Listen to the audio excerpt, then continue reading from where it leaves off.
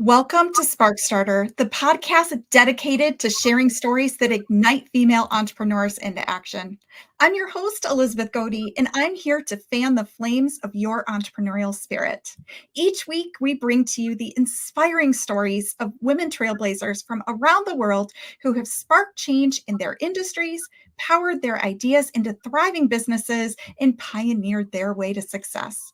So, whether you're an aspiring entrepreneur, a startup enthusiast, or a seasoned business leader, join us as we delve into the journeys of these incredible women whose tales will surely ignite a spark in each one of us.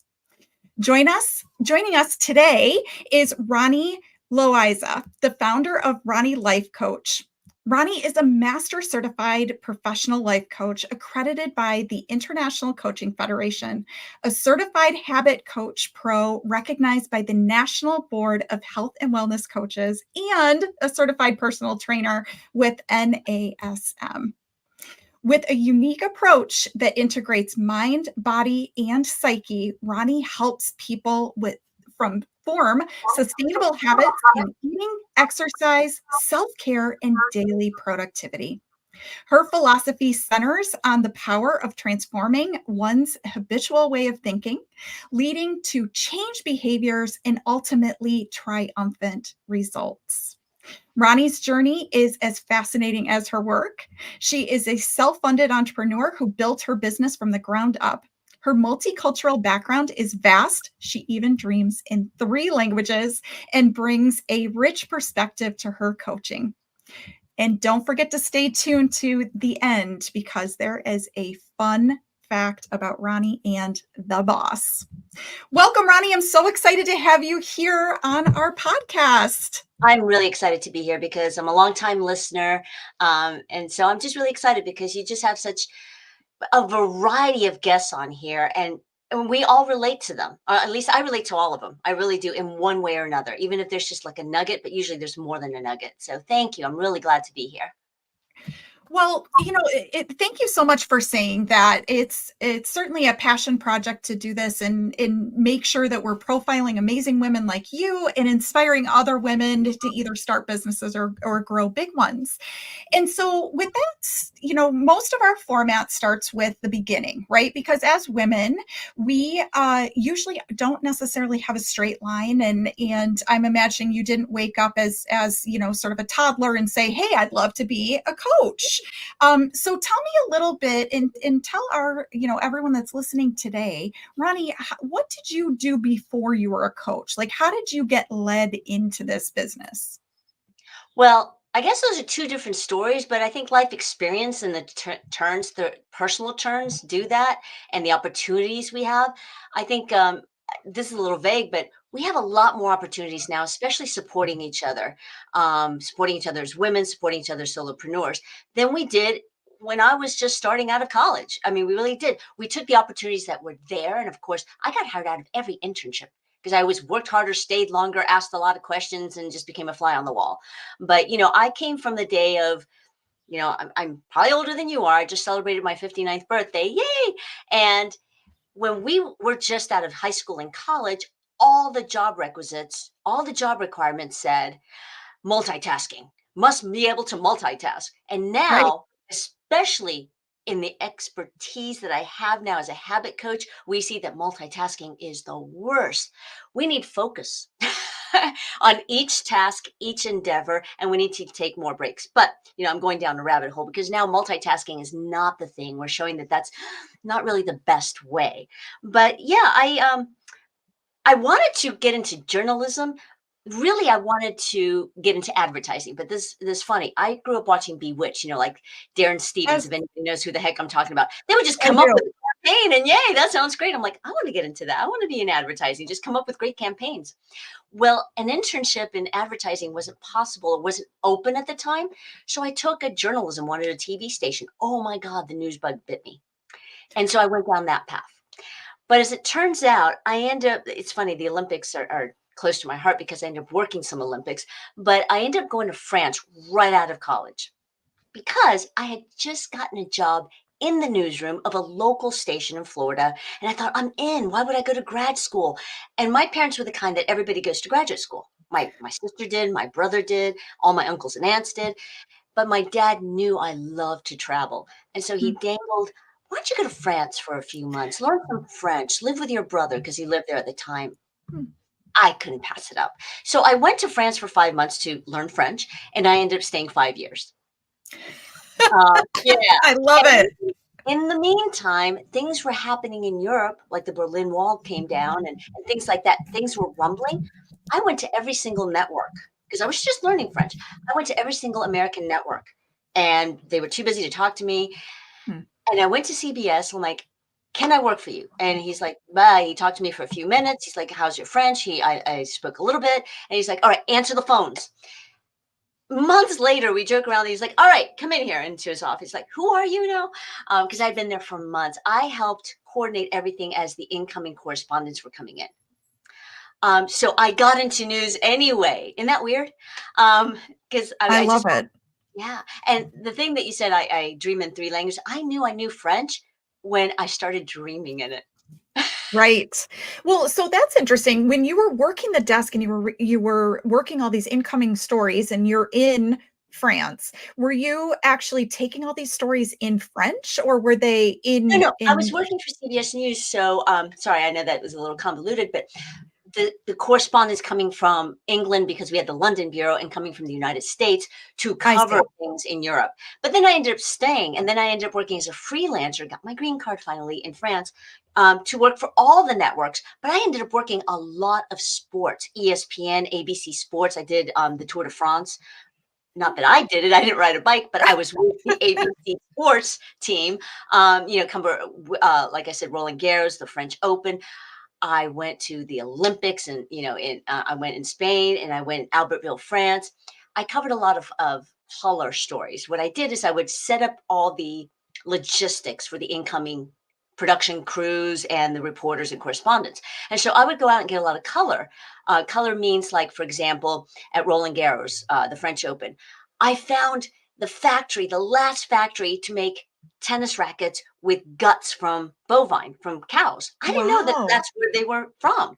So the incoming sports reporter, a celebrity of some type, would go there. I would go with the crew in case they needed any translation, logistics, whatever. I would get a lot of sound bites. So finally, I used to do stand ups. That's where you see the correspondent and blah, blah, blah, blah, blah, blah, blah. And I would write the stand ups. I would do it in front of the camera for the photographer to just set up. Okay, we got the Eiffel Tower behind you or whatever it was, wherever it was. So when the reporter would come, we would place her or him and put the lighting on. And people started telling me you should be a reporter. I was like, I was really camera shy, but you would never know just joking around. And they're like, this is going to sound vain, but it's not. Think 80s, 90s. Women were picked for the looks. Sure. Yes, you had to be smart. Yes, you had to prove yourself. You had to work 3 times harder to be equal. But they said I had a good look on camera. I was young. I liken myself to the Katie Couric type. She is good looking, but she's not, the glam, Right. over the top type. So she was very pretty, pretty enough for the men to hire her, and not so glam that women wouldn't like her. And there's a Sure. reason I say that, because when I finally decided to come back to the United States and pursue reporting, it was a lot about the looks for the women. I remember one time I went, and cut me off when you have to, but I remember coming in as a reporter in San Diego. I really had to get on camera, got my story in, gave it to the editor. He got the film together. And then I had to go in the newsroom, go on the camera newsroom, in the newsroom camera. And then the 2 anchors were in the studio and they tossed to me to tell the story that I had just run in, literally. I put on my glasses because I didn't have time to put contacts in. And we got phone calls. Why is she wearing glasses? Yeah, I think that pretty much sums up being a woman in, I would say even in business. I know you're talking about it specifically from, more the news perspective, but I think that there's a lot of that in business, and frankly, it lasted for it Yeah. has been lasting for a long time. And so, Ronnie, when you look at, so your news career, you're in France for, I believe you said 5 years, you come back to the United States, you come back, you left from Florida, you went to France, you can't come back, now you're in California. So at what point did you make the foray from news into sort of more the business side or having your own business? Was there something in Well, between? there was a lot in between, but I evolved. I've never just like slam bam, shut the door, I'm trying this. I wanted to get out of news and go into PR Okay. as I was aging. I just got to admit it. I was aging. And the person I was married to at the time, we're friends, but I was married once before. And he wanted to move to Los Angeles. And I was so afraid I could not get a job in Los Angeles because I was in my 40s already, my early 40s. And I had been in radio in San Diego. I had been on camera in San Diego. I even got out of it for a certain reason and tried PR, loved it. Back to the advertising, remember? Bewitched, Darren Stevens. I went Right. back into that. I really loved being a producer, which is what I learned. But I got in front of the camera and I didn't let go of that job. This is very important. I was not fulfilled. Everybody kept saying, why would, like my close friends, why would you leave reporting? You're on camera. That's all that was ever on people's minds. I was not that happy. I love my favorite part of reporting was putting the story together. We'd come back we called it film now, but it's not. It's digital now. But we would come back with everything we shot. I'd write the script, go in and pick the shots and pick the sound. I loved being with the editor. That Right. was producing, which is what my origin was. I love crafting it. I loved life shots when I was with people on happy stories. But the regular, just go out and cover the next drive by or going up to the mom whose kid was just hit by a car or something. How do you feel? I didn't like that part.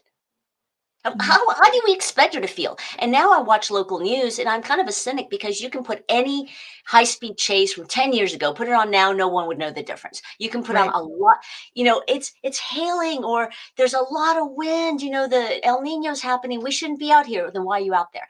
I just really became cynical about local news. It all looks so ah, Yeah. it was too sensational. And I'm like, I'm never gonna get hired in LA. I'm 40. So I found a job at the top radio station anchoring. I didn't have to go out in the field anymore.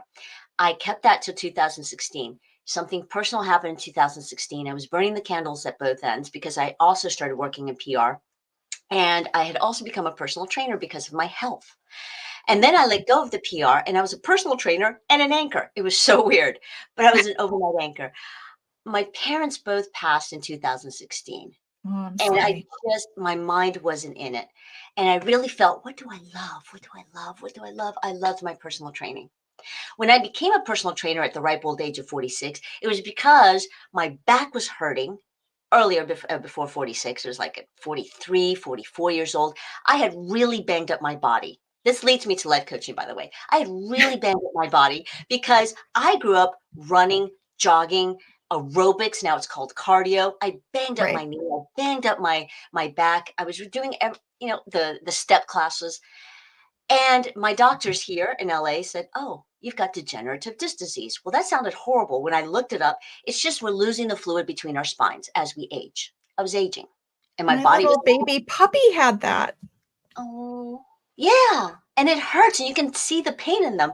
So I went to two Western medical doctors, all for it. Eastern medicine, I was praying the acupuncture didn't work, decompression, chiropractors, nothing was working. I didn't want to get my back fused. Back then, they Sure. wanted to fuse it. It was like 2008, 2009. And so I just lived through the pain and I didn't want to take medication. I'm not anti medicine. It's just, I don't like to just live on painkillers every day. I just don't. Well, I don't. it seems like intellectually you use your mind a lot, and I think that, sometimes those types of, solutions can cloud that. So I can imagine that that would have been a limiting factor as well. And it's not I'm anti-medicine. No, I'm all for medicine. I just didn't want to be the type to pop a pill every day because it's not fixing the Sure, problem. So I was like sure. really depressed about it, so ticked off about it. And finally, my husband came from work and he said, "We had a health fair today." And I was talking to this chiropractor. I'm like, "I've been to four." He said, "Go to him, go to him. You never know." And so I went to him and he's like, "It sounds like you could really use a corrective exercise specialist and learn how to work out." I'm like, Hmm. work out? I was like aerobics queen. Like, okay. So, and my insurance paid for it I'm not kidding, Elizabeth. Within 2 weeks, my back didn't hurt anymore. I learned Ronnie, strength that's training the incredible. proper way because I used to dabble in, remember this? Nautilus. I used to dabble in some of the weight training machines. I didn't Yeah. know what I was doing. And so for a year, I trained with her and I learned how to properly work out. I didn't hurt anymore. I had 2 herniated discs at the time. Now I have 5 and I live with it and I take nothing. But I was so into it, the reporter in me, that I was always asking her questions. I was delving into the research. And she's like, you need to be a personal trainer. I'm like, who does that, especially in Los Angeles? They're all in their Right. 20s. And she's like, no, because as you're getting older and you look great, she would tell me, she's like, thanks to me, herself. She's like, you look great, you feel great. And as you're getting older, middle-aged women and middle-aged men will believe you. They'll trust Right. you. They'll go to Right. you, your own walking billboard. So one day I woke up at 46. I'm like, what do I want to do the next 20 years of my life? I think I'll be a personal trainer. But when I got into it, yes, I studied with NASM, took the exams, opened up a gym I was hired by a company. We opened up a new of their branch. It was a big box gym. So it was a brand new gym. I was so happy.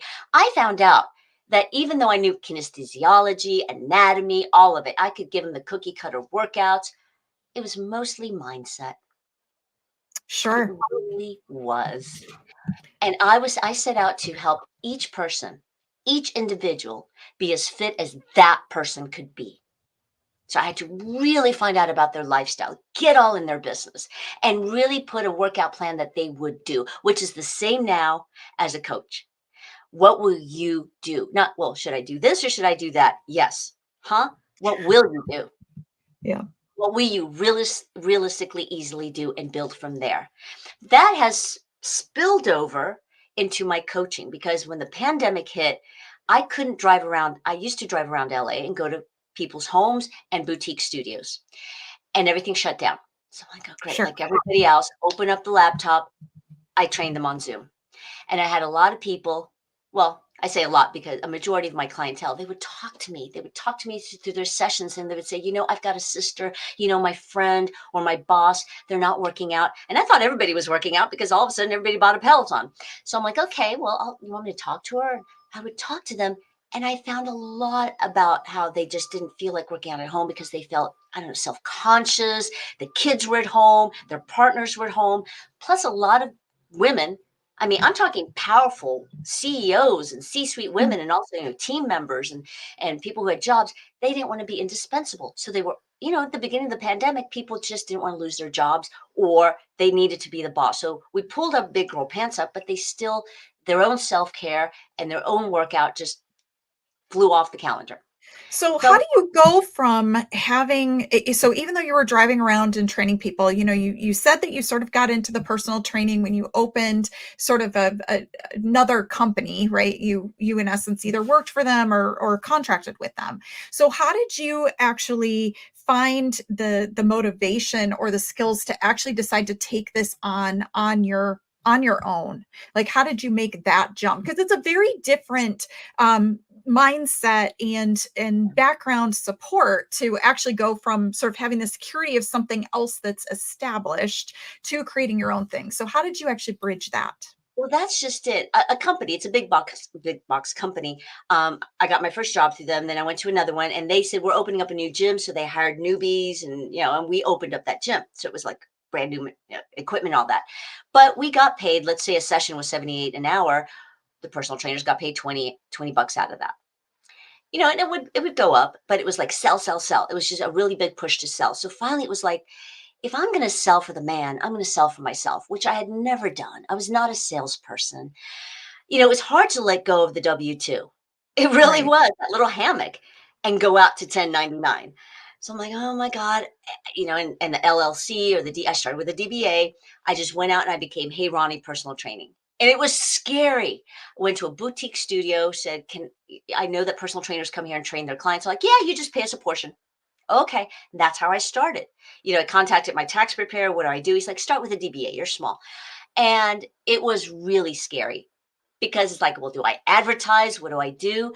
And back then there really was it was closing up shop, and it was MySpace, but then it turned into Facebook, but it was really Right. word of mouth. That's what I found out. It's like, I didn't want to steal any of my clients from the gym, but the clients who wanted me followed me. But Found I would you. Yeah. meet new people, and it was just a lot of showing my stuff, talking to people, networking, a lot of networking. It was a lot of in-person networking at the time. I would go to things and people would ask me what I was. it was so much easier being a personal trainer because they would Right. look at me like, whoa, turn around. Oh, you look great. You look fabulous. And so I would get clients that way. But it's harder now as a life coach, especially when I became a life coach in 2021, to say I'm a life coach. I got to admit, people, I was a cynic when, as I was telling you, people were like, well, my friend. So I would talk to them. And I'll never forget somebody said, wow, you really coached me so well. I'm like, okay, I didn't know what that meant. My sister had told me years ago you should be a life coach. And somebody else, when I was talking to people, like, you should really be a life coach. And I was such a cynic. I'm like, what's a life coach? It's like all this woo-woo stuff. And maybe like an executive coach, I could understand that, a fitness coach. I looked into it. And just the first time I looked into how many coaches there were 32 different types. Midlife coach, menopause coach, relationship coach, divorce coach, executive coach. But then they got really niche. So I've evolved, Elizabeth. I really have. My title has changed so many times. I'm finally where I want to be because I know what my strength is and what I believe. And so I coach in what I believe and what I'm good at, which is habits. That's where I found the common thread. But I really evolved. I decided to take it seriously and get certified. I do that for me, nobody else. Right. I have yet anybody to really go online and look at my certificate or want me to hand it to them. I gladly would. And I still do study continuing education because I want to keep going up in levels. But that's when I decided to take it seriously for me because I wanted a curriculum. I wanted to understand what I was doing and I wanted to be bona fide for me. That's the other thing. You can overstudy and overtrain because a lot of people wanted to become something new and pivot out of the pandemic. Sure.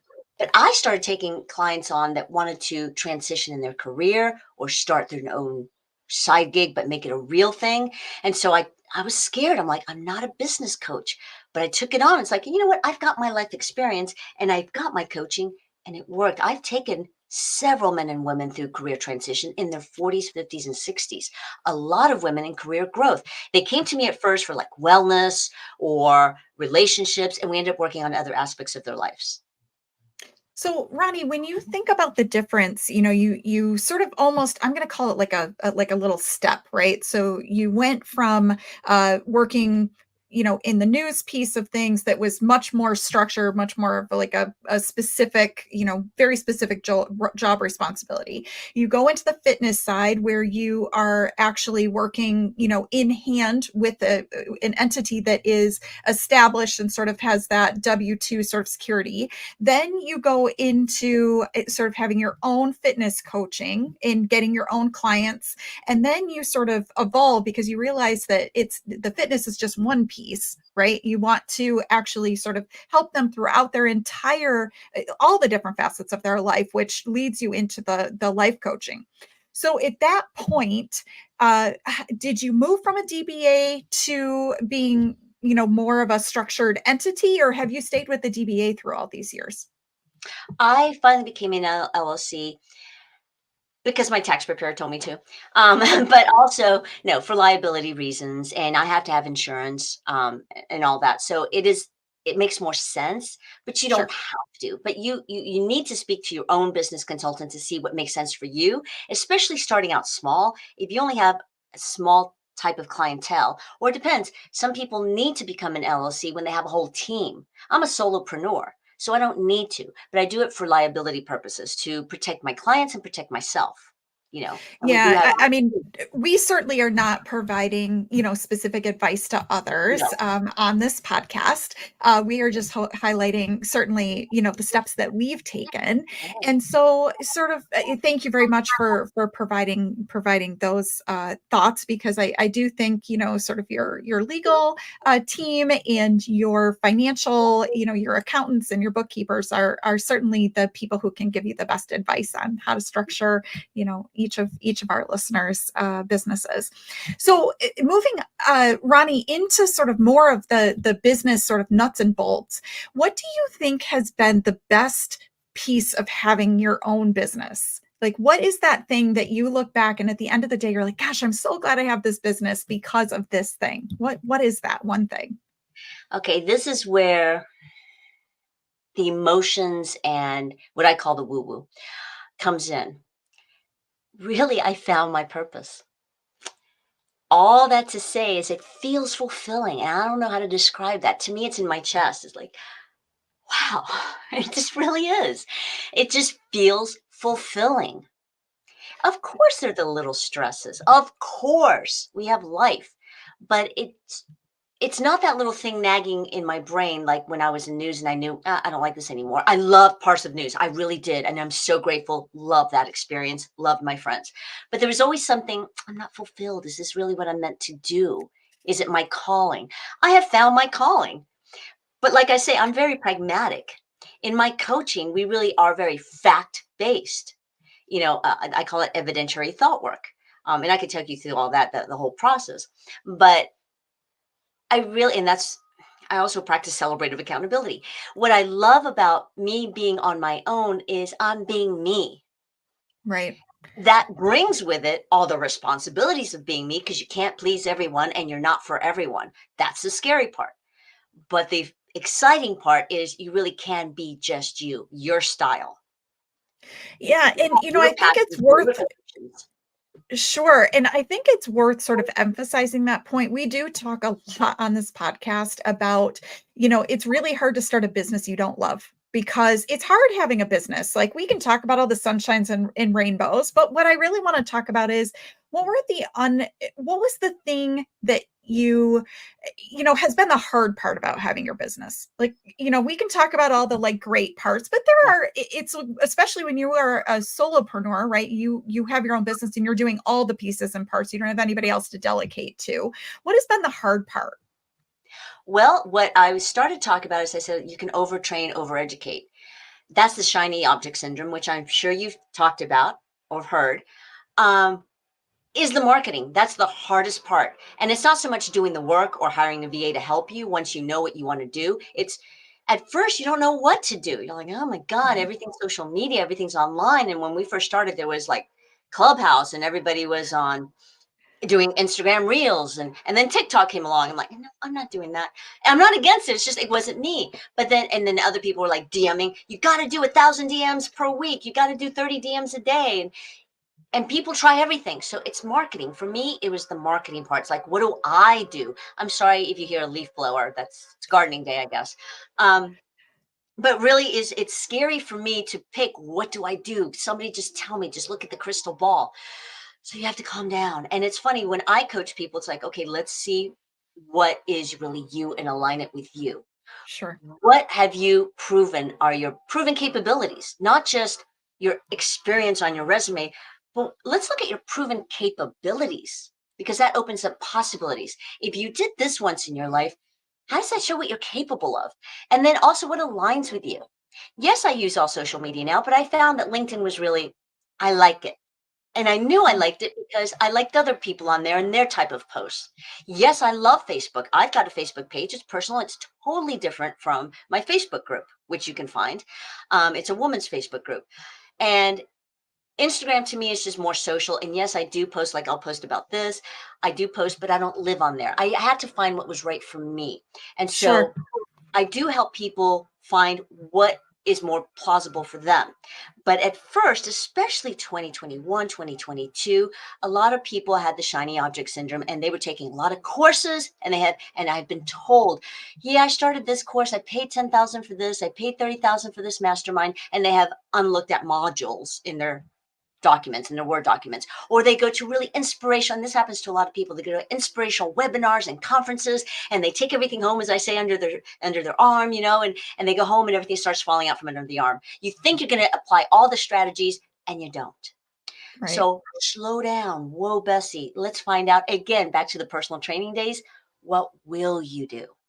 What will Sure. you realistically do? Start out small. And that's where the habits come in as well, and your habitual way of thinking. Start out Sure. small, take steps, and also have an experimental mindset. If this didn't work, why? If it is working, why? And be patient. Put that lab coat on, track what you're doing, see what you're doing. Does it feel right? And is it working? And why do you think it's working? Well, and Ronnie, I think that what helps a lot of people, that are listening to us today, is our personal experiences, right? How did you decide to format your business? What are the things that have worked for you personally or not worked for you personally? Because we all, it's a little bit like when you're a fitness coach and you certainly walk the talk, right? And I think from a fitness perspective, the reason why it's so easy for people to relate is because they Yeah. can see it, Yeah. right? And I think that that's where we get into sort of the life coaching and even being a female entrepreneur. It's we don't have that thing that necessarily says that it's working, right? Or the struggles that they've been through to get to where they are, right? Not everyone just wakes up one day and decides I'm going to start a business and I'm going to make all the money that I need to support myself or support the next pieces that we have. We all go through sort of that evolution of like, do I need money to start this company? And what does it really take? What are the steps behind this? And yeah, they're like the greatest parts. And that's why I keep this business going, because you've obviously had your coaching business for years now. But there are those surprises and difficult things that come about that actually fed into making you more effective and experienced in your business. So that's the next piece I want to move to, which is like, what has been the biggest surprise? The biggest surprise to me was I didn't have to keep throwing money at the problem. Um, Mm. the problem with the That's a problem really is good insight, actually, Ronnie. I want you to say that again for everyone in the back and everyone that's listening today.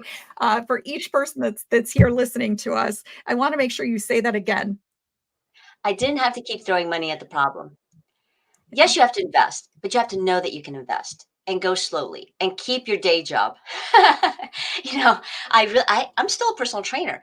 I keep thinking it's about 4 or 5. And then when I think about it, I'm like, oh, I have 8, but of just people that won't let me go, or I've taken on 1 or 2. Like I took on 3 women in the past 2 years that were pregnant because I am a postnatal fitness trainer.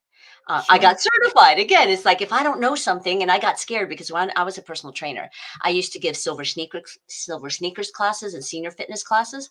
And I got some pregnant women coming in, stayed in the back. And so I would go talk to them like, this is for seniors. I mean, you're more than welcome. But why are you in here? Because it's a lot easier than working out on the floor or other Sure. personal trainers. I'm like, whoa, but I was scared of like not knowing what to do for them. So I decided to become certified, and I'm a postnatal personal trainer. So I take on some pregnant women once in a while that live near me because I don't want to travel too far, and them I don't want to do online on Zoom because I have clients that I still train on Zoom, and I only have Sure. like 3 that I train in person. But back to throwing money at the problem is you really got to see, okay, what makes sense? What do I have? What can I sustain myself on? And you have to have a support system. That's really important to declare yourself to the world and not be embarrassed and really have that frank conversation with anyone it may affect or anyone that may impact you, whether that's your partner, your sisters, your siblings, your parents, your friends. Just put it out there. It's hard to admit to people, especially the closest people in your life, because they have a bias that they love you and care about you and they know you and they know your past. So of course they have a bias. So they're going to give you advice. They're going to question you. Are you sure? They'll be excited, but then they'll always have an opinion. What I'm saying is put it out there just to get it from your psyche through, I say, your chest, through your throat, through your mouth. You just voice it, get it out there. That's the hardest part. Sure. Is claiming what you are and what you want to do, especially to the closest people in your life. It really Yeah. is. I could say something, I could broadcast out to 1 million viewers on TV, total strangers, look in a camera and give a report or say who I am, and yet I couldn't tell my mother. And I was like that kind. Or I couldn't tell my sister again, I'm changing careers again, because they want to look out for you and they have opinions. Well, and I think it's sometimes hard too. It's one of the best sort of lessons that I learned. It was my very first corporate job, and I remember someone saying to me, "One's perception is their perception, right? Like, sorry, one's perception is their reality." Let me say that right. One's perception is their reality, and so it's this idea of like your people in your life see you a certain way, they perceive you in a certain way, and sometimes I think it's really hard for them to understand when you're led in a different direction or you decide to pick up additional skills. They maybe can't make that move, right? Because they're still perceiving you in the way that they always knew you. And so I do think that we naturally want to go to the people that mean the most to us as well to share this exciting news. They're not always the easiest audience for us if we're looking for, affirmation, like looking for confirmation that we're doing the right thing. And so I do appreciate you bringing that up, Ronnie. And I want to make sure, because before we end this, I teased out the boss earlier today, and when I say the boss, can you share this experience? Yeah, I forgot that I told you about that. I'm like the boss because I'm thinking like boss babes or you're the boss because I think business women now. I'm like, oh yeah, I did tell her about that. Okay, so I was fresh out of college and I went to France and I was there maybe 3 weeks. I spoke no French. I took German in high school, but I was there to be immersed in it. And my big brother, who lived and worked there, he and a new friend of mine from our language school and a friend of his, we went to the Hippodrome right outside of Paris. It was like a suburb of Paris. Go to the Hippodrome, Bruce Springsteen's playing. And I remember he had just got married to his now wife, the redhead. And she's gorgeous. We went and I was with my brother. We're in the sea of people. And for some reason, I kept creeping through people because it was a big field, creeping through people. And somehow I found myself more up front. And then he started asking something. I don't know what it was, but I kept saying in English, mouthing. If anyone's watching this, I kept mouthing, I want to dance with you. I want to dance with you. And I kept pointing, and he asked somebody something. He goes, Como in the microphone, which is French for what? And I said, I want. And everybody around me was like, she wants to dance with you. so So all of a sudden he goes like that, and his hand was shaped like, come on up. And all these guys pulled me up and carried me like, what do you call that when they had their hands under you? Like crowd surfing almost? Yeah, it's a crowd surfing. Got me to the barriers with the security guards. The security guards picked me up, plopped me in front of the boss. And I bet you, Elizabeth, that he thought he had picked a French girl. And out of that sea of people, he picked the American. And all of a sudden he's like, let's go. And we started dancing in the dark, that song. And I'll never forget, I looked down, I saw the steel tips of his boots. And I'm staring at his steel tips. And finally, when I looked up at him and I looked out, at the time, people didn't have cell phones. They had candles or lighters, right? They had lighters. I saw this people, I was like, wow. And I just started dancing with him. It was so much fun. I remember looking at his wife and looking at everybody else. And then finally he picked me up. He picked me up and showed me off to the crowd and put me down. I kissed him on the cheek, a sweaty cheek, and then I was escorted back down. How fun. What a fun experience. Now, of course, that would have been all over the internet, but But the funniest part, you think that was great. The funniest part is finally we found my brother at this hot dog stand, and he's like, okay, I lost you. So he was scared. He's my big brother. It's like, she's barely here 3 weeks. I lost my sister. And his friend's like, I think she's up there. And they look at the big screen. She's like, oh, she's with Bruce Springsteen. Okay. she's safe. She's with the talent. He was probably like, what did I get myself into? Well, I think, if you were to use that as a metaphor, right, you've sort of gone through this sea of figuring out sort of all these different skills and training that you've gotten in your life. And now you're sort of on the stage doing what you love, right? Which I guess back then was dancing with Bruce Springsteen, and now is helping people find their most ideal place of themselves in life. So, Ronnie, as we wrap up here today, I want to make sure that if people, really resonate with you and they're interested in getting in touch with you, what would be the best way for them to do that?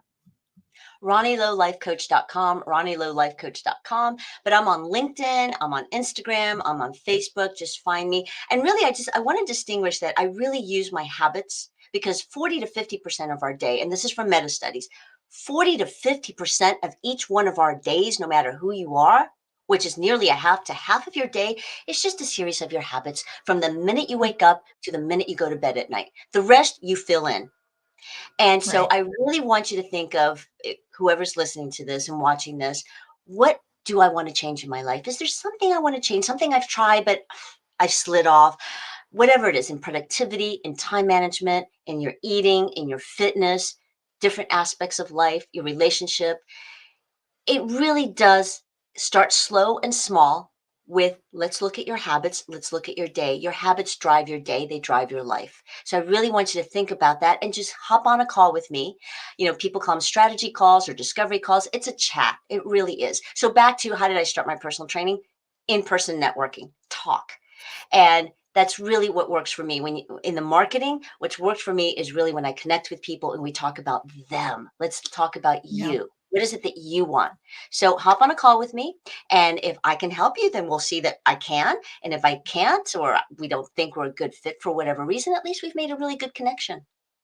Yeah, I love that, Ronnie. Thank you so much for clarifying that point. And the one last thing is, and I ask every single guest this: what is one word or a short phrase that you would give to a woman who's looking to start or grow her business? Oh, one phrase or one word. How you put me on the spot because there's so many. Take action. It doesn't matter Yeah. what, just take action on it. Take action and keep taking action because momentum is natural. Mm, Momentum is natural. Don't force it. Just take an action. Start asking for help. Start asking questions. Why? Please, please, please, please. People do like to help. They really do. They'll point you in the right direction, give you the right resources. Take action. yeah, I love that, Ronnie. And really, thank you for all of the incredible insights and nuggets that you've shared with each of our listeners today. It's been an absolute pleasure having you as my guest today. And I Thank want to you. I thank really each love of being on our here with you. yeah, you're welcome back anytime. And I want to thank each of our listeners that have each joined us here today as well for the StartHer Podcast. It's been an absolute pleasure bringing you the uniquely inspiring stories that ignite female entrepreneurs into action.